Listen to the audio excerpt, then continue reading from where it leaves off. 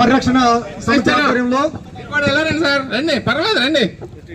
జరుగుతున్న ఈ సభకి అధ్యక్షత వహించిన కమల్ రాజు గారు ఇంకా మన గాంధీ గారు జూనియర్ లెక్చరర్ వాళ్ళందరూ కూడా మాకు ఫోన్ ద్వారా సమాచారం చెప్పిన వెంటనే మేము ఆకస్మికంగా పాటు ఇక్కడ ఉండడం, పోలీస్ స్టేషన్కి వెళ్ళడం, కంప్లైంట్ ఇవ్వడం, ఎన్ని విషయాల్లో కూడా పూర్తి సంఘీభావంగా ఉండడం జరిగింది.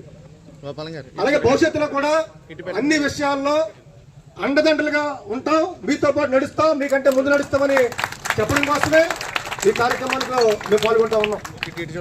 లోదరన్ హై స్కూల్ అంటే ఇది ఒక చారిత్రాత్మకమైనటువంటి హై స్కూల్, ఒక హిస్టారికల్లో. దీనికి ఎంతో మన భీమవరం పట్నం అంటే ఒక మావుళ్ళం గుడి గుర్తు రావచ్చు, లేకపోతే మరొకటి గుర్తు రావచ్చు. అలాగే భీమవరం పట్టణంలో లోదరన్ స్కూల్ కూడా గుర్తు రాకుండా ఉండదు. అటువంటి historical place Lutheran high school.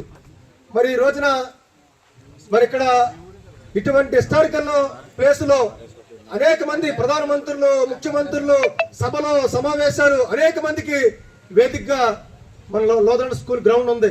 అనేక మంది పెద్దలు ఇక్కడ స్కూల్లో చదువుకున్నారు, అనేక మంది ఉన్నత స్థాయికి వెళ్ళారు. అలాగే గ్రౌండ్ కూడా అనేక మంది అనేక విషయాలు మాట్లాడుకోవడం కూడా ఇది వేదికగా ఉంది. కానీ మన పశ్చిమ గోదావరి జిల్లా చరిత్రలో, మన భీమవరపట్నం చరిత్రలో ఒక ఉద్రిక్తమైన వాతావరణాన్ని ఈ రోజున కలిగిస్తా ఉన్నారు. మన భీమవరపట్నంలో ఎవరో ఏ మతం నచ్చినా, ఏ దేవుడు పూజించుకున్నా మనందరం కూడా అన్నదమ్ముల మాదిరిగా ఐకమత్యంగా, అసలు మత విభేదాలంటే లేనటువంటి ప్రజల మధ్య నువ్వు ముస్లిం, నువ్వు హిందువు, నువ్వు క్రైస్తవం అని చెప్పేసి ఎప్పుడు కూడా లేని విధంగా ఒకరికొకరు గౌరవించుకునే వాళ్ళు, ఒకరికొకరు పూజల్లో శుభాకాంక్షలు చెప్పుకునే వాళ్ళు. కానీ అటువంటి పరిస్థితిని ఇవాళ దీన్ని కలుషితం చేసేసి మనందరి మధ్య కూడా విష బీజాలు నాటే విధంగా ఈ ప్రయత్నాలు జరుగుతూ ఉన్నాయి. దీన్ని మనందరం కూడా ఎవరం కూడా దీన్ని అంగీకరించాం. అసలు దీని నేపథ్యం ఏంటి?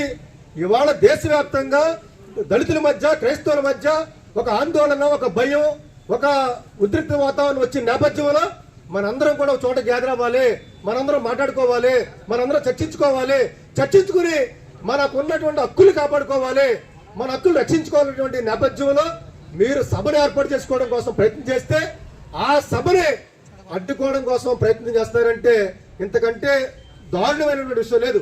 ఇవాళ క్రైస్తవులైనా, ముస్లింలైనా, ఇంకొకరైనా ఇవాళ మైనారిటీలు, ఇటువంటి మైనారిటీలు ఒక చోటకి సమావేశం అయ్యి మాకున్నటువంటి హక్కులు ఇవి, మాకున్నటువంటి సమస్యలు ఇవి, మాకు భారత ప్రభుత్వం దృష్టి తీసుకెళ్లాలి, సుప్రీంకోర్టు దగ్గర తీసుకెళ్లాలి, రాష్ట్రపతి గారి దృష్టి తీసుకెళ్లాలి, మొత్తం ప్రజల దృష్టికి తీసుకెళ్లాలనే ఉద్దేశంతో మనం ఒక సమావేశాన్ని మీరు ఏర్పాటు చేయాలనుకున్నారు.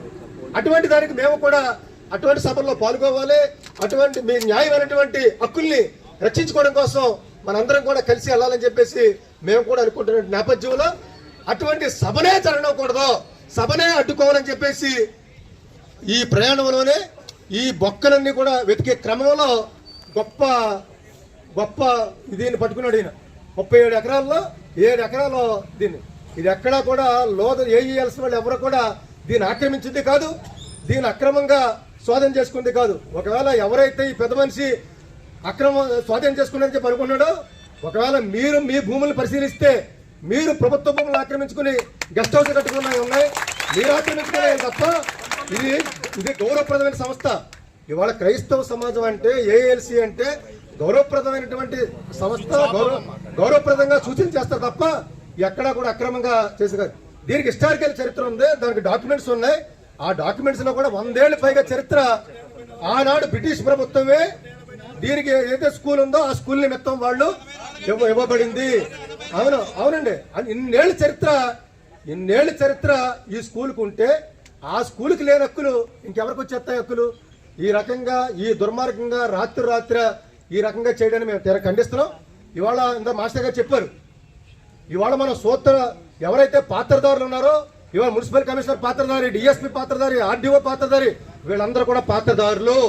వీళ్ళందరితోటి కూడా ఎవరైతే సూత్రధారు ఉన్నాడో, ఎవరైతే సూత్రధారి వీళ్ళతో నడిపిస్తా ఉన్నారో, ఆడిస్తా ఉన్నారో, వాళ్ళ ఆటలు కట్టించకుండా, వాళ్ళు కంట్రోల్ చేయకుండా వీళ్ళు మాత్రం ఈ మెప్పు పొందడం కోసమో, గొప్పల కోసమో, లేదా ఆయన దగ్గర మార్కులు కొట్టేయడం కోసమో, ప్రమోషన్ కొట్టేయడం కోసమో కొద్దిమంది ఈ రకమైన ప్రయత్నాలు చేస్తారు.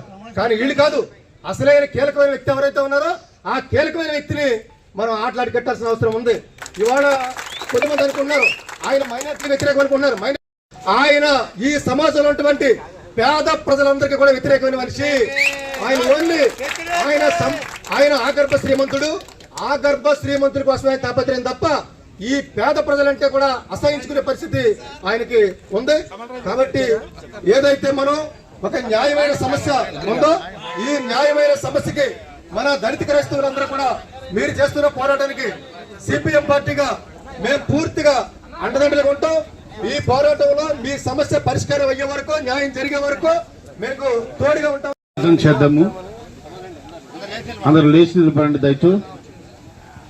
సకల